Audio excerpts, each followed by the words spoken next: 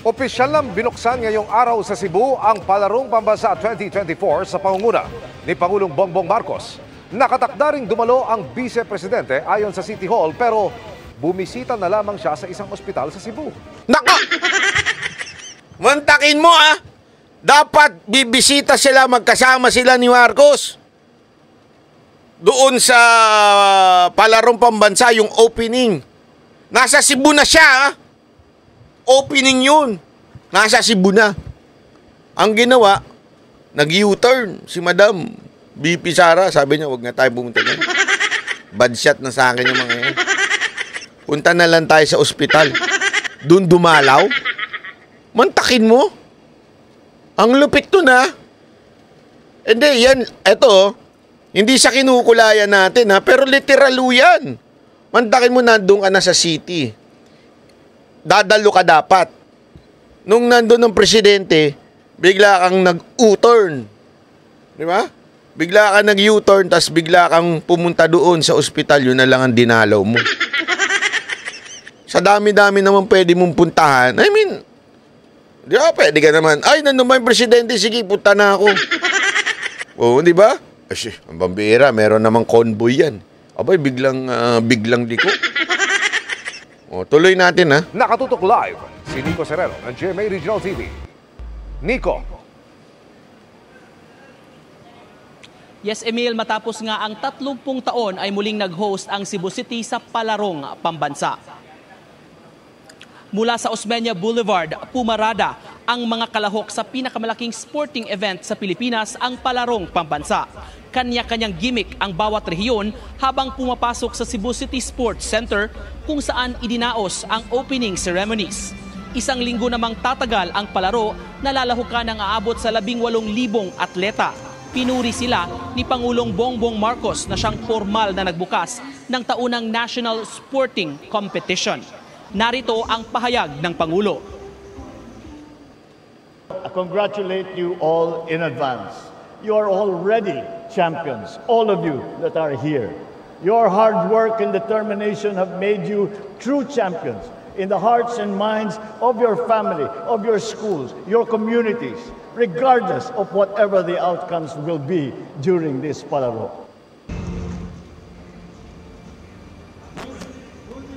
Ako feeling ko ayaw niya lang sa mga sip-sip. At saka yung mga balimbing na tulad nito ni Gob Gwen. Feeling ko lang naman.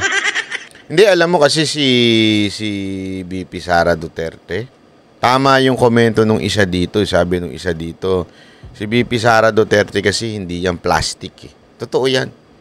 Pag hindi niya talaga kursonada ang isang tao, hindi yan plastic. Makikita natin katangian yan lagi.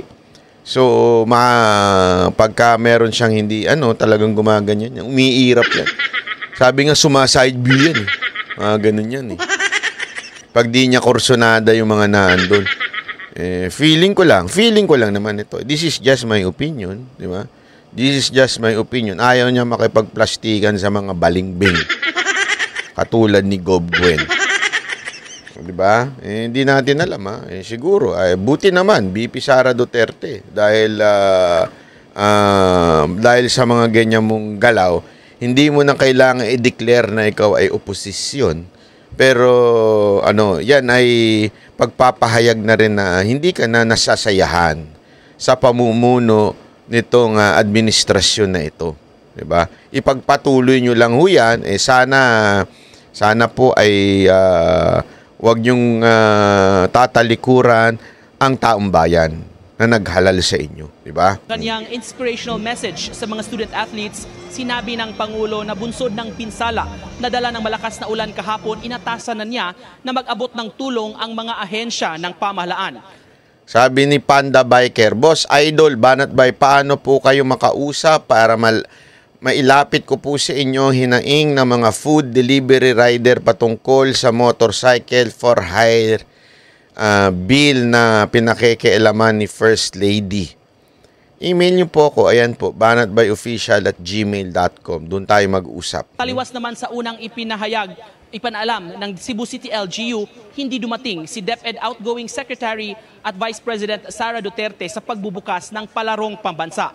Sa post sa social media, sinabi ni Duterte na binisita naman niya sa Cebu City Medical Center ang mga atleta, trainer at coach na hindi nakadalo sa opening ceremony dahil sa iba't ibang karamdaman.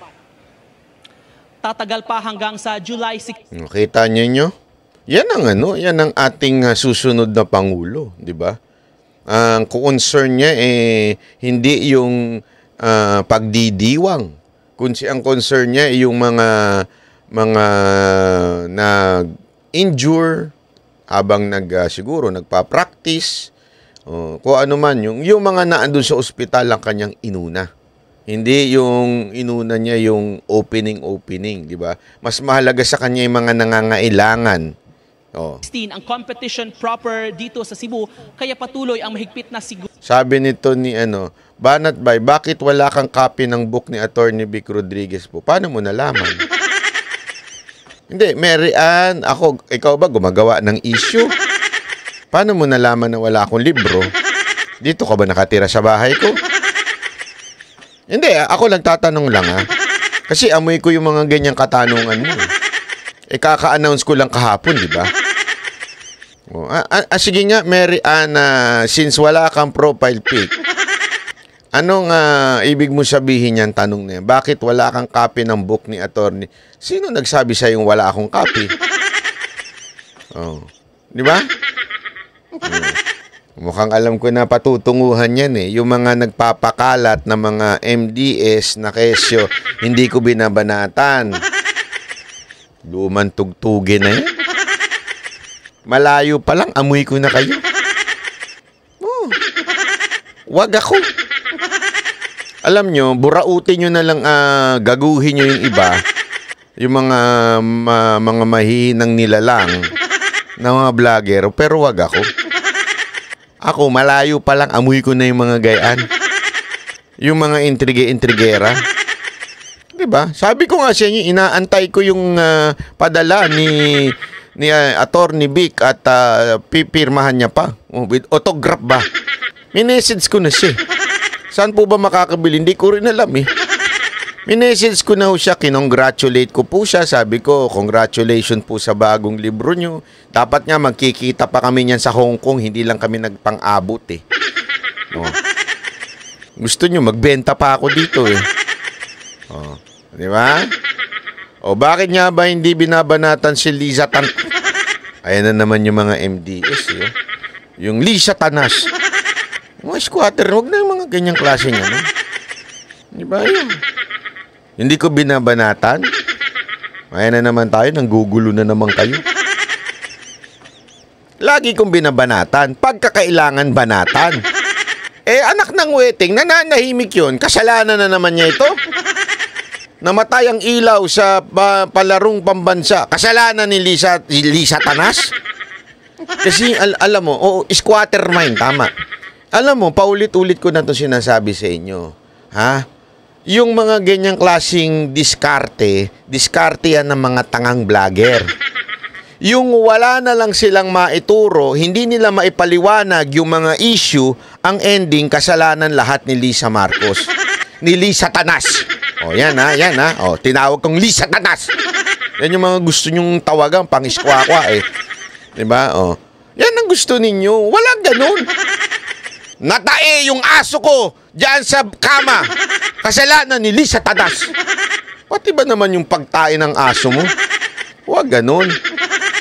Pag merong ginawa, doon natin batikusin. Hindi yung gagawa ka lang ng chismis dahil, siyempre, mas pinaburan si Tipi kesa sa ikaw, mas sip-sip ka nun.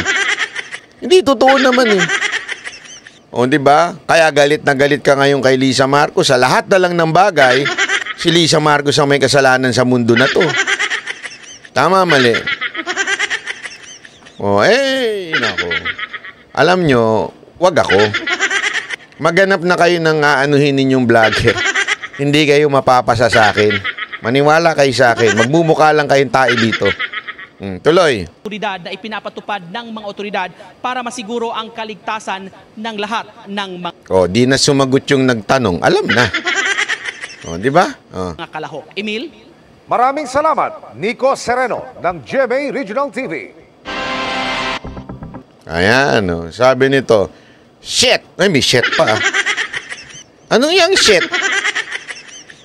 Pambira. Paper shit. Diba? Paper sheet. Speaking of Tepe, walang nanonood doon sa prison nandiyan sa TV. Ay, nako. Anyway, wag nyo nang si TP wala na yan. Sunog na yan. Wag nyo nang iniisip yan. Si TP sunog na yan. Alam na nating karakas niyan. Diba? Alam na ho natin na karakas ni TP. Pagbalik-baligtarin mo, sunog na siya sa taong bayan. Alam na ng tao na siya ay, alam nyo na. Diba? Palipat-lipat kung nasa ng, yun na yun. Kung saan may kasunduan, dun siya. Diba? Banat by halos OFW nanonood siya yung ngayon. Siyempre, kasi madaling araw na eh. Kung meron ba namang Pilipinong nanonood, kung sa Pilipinas nanonood ngayon sa pagkakataon na ito, sigurado ako walang trabaho yung bukas. Puyat eh. Di ba? Anyway, di ba yan na nga yung sinasabi natin, si BP Sara Duterte, talaga nga namang inisnab niya. Sabi nga hindi niya na kailangan magsalita na siya ay oposisyon o siya ay discontented sa nangyayari sa gobyerno. Hindi niya na kailangan magsalita na nabibwisit siya sa mga tao. Ang kanyang aksyon ay sapat na. Di ba? Ang kanyang aksyon na hindi pag-attend dyan ay sapat na.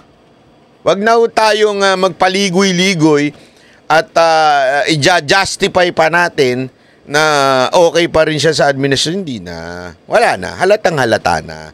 So, tayo natutuwa dahil finally, nagising na po si Madam BP Sara Duterte na siya po ay ginawang mangga. O ginamit lamang po siya para sa makapasok ang Marcos muli sa Malacanang. It's sad to say, di ba?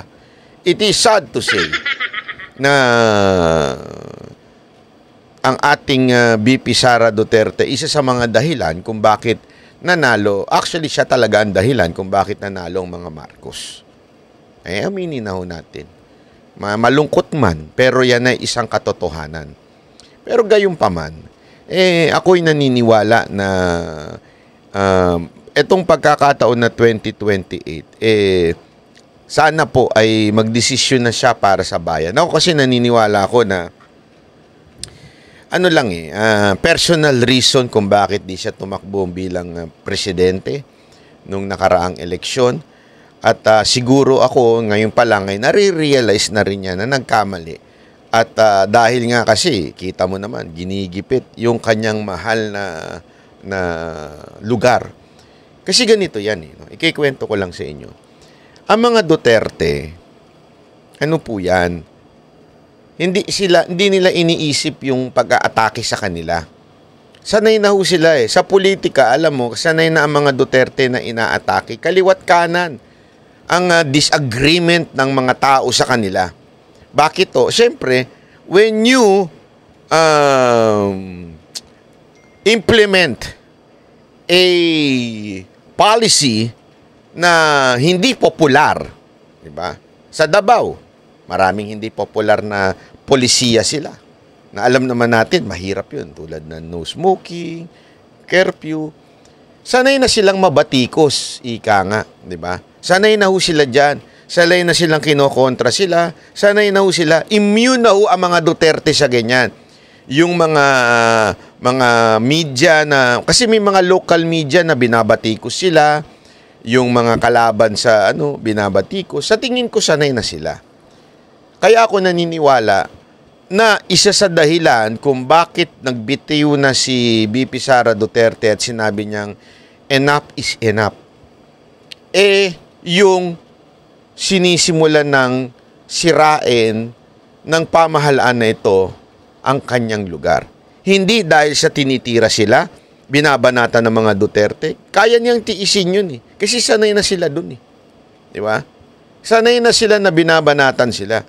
Pero ang hindi nila siguro matanggap o di kaya matiis, yung sila po ay, yung Davao City po ay sirain na ng gobyernong ito. Kasi ang mga puso ng mga Duterte, more than anything else, yung Davao. Mahal na mahal nila ang mga taga Davao. Kaya nung nakita na nila na binababoy na ng administrasyon nito ang Davao, tinanggal lahat ng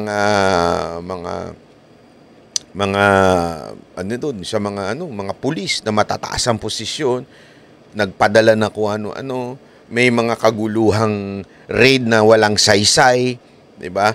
Nung nakita nila po 'yun, sa malamang talagang nainis na po si VP Sara Duterte. Kaya nga niya sinabing enough is enough.